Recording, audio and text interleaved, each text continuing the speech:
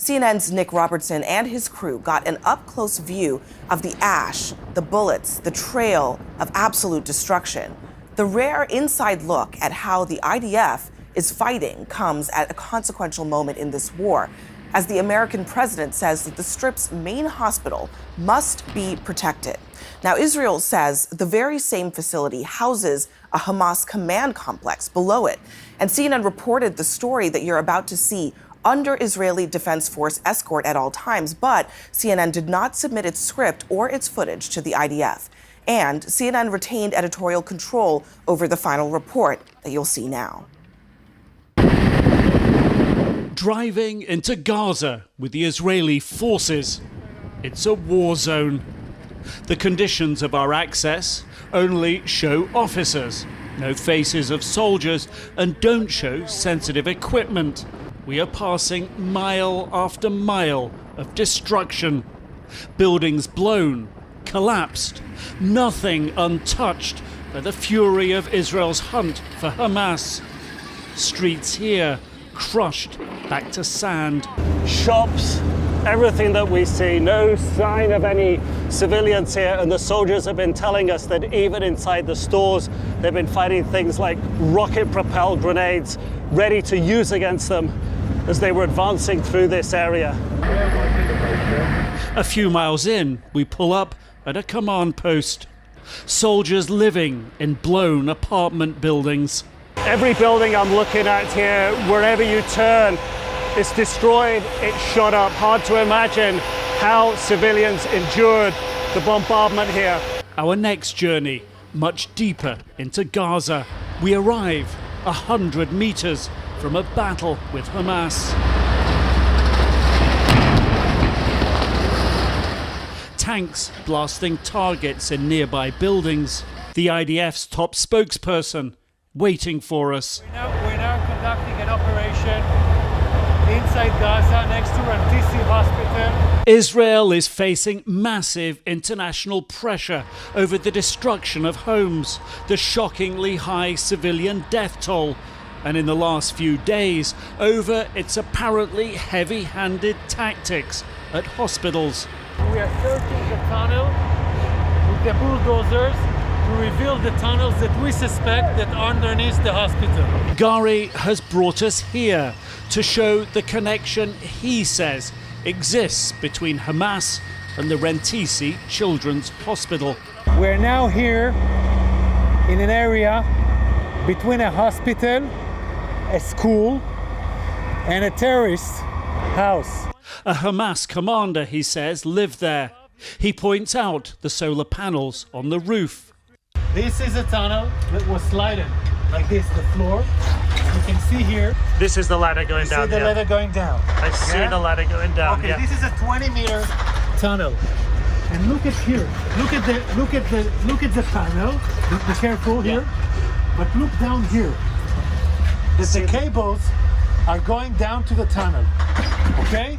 So they're hardwired into the tunnel. What I wanted to show you, the solar panels on the terrorist house provide electricity directly to the tunnel. We have entered a robot inside the tunnel, and the robot saw a massive door, a door that is on the direction of the hospital. We're in what is an active fire zone here. You can hear the small arms fire. The IDF say they're still clearing this area out. We're getting down here, just taking a bit of cover because they say we're still taking fire.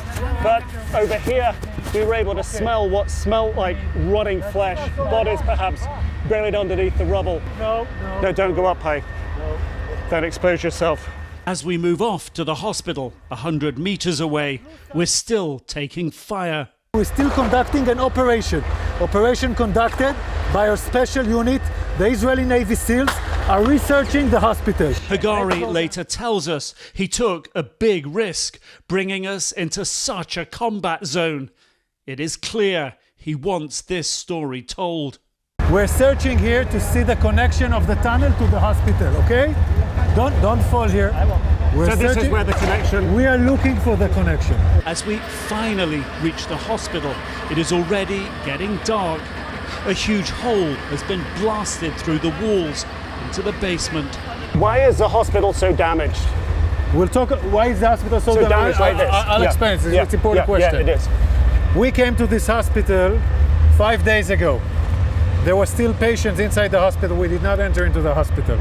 He claims since then all patients were evacuated by hospital staff. We assist this evacuation, of course, to make it a safe pass for all the patients in the hospital.